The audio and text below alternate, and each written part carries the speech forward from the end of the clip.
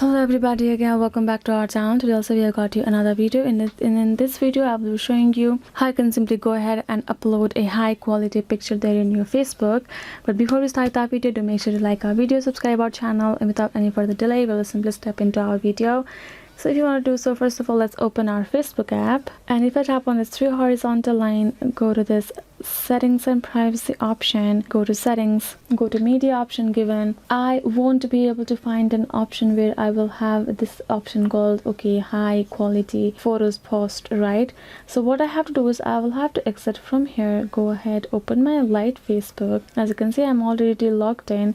Tap on this three horizontal line, again do the same, settings and privacy. In settings and privacy section, settings, go tap on this media as we did to our Facebook, and then we will able to see this in photo quality. This option right here is high, medium and low.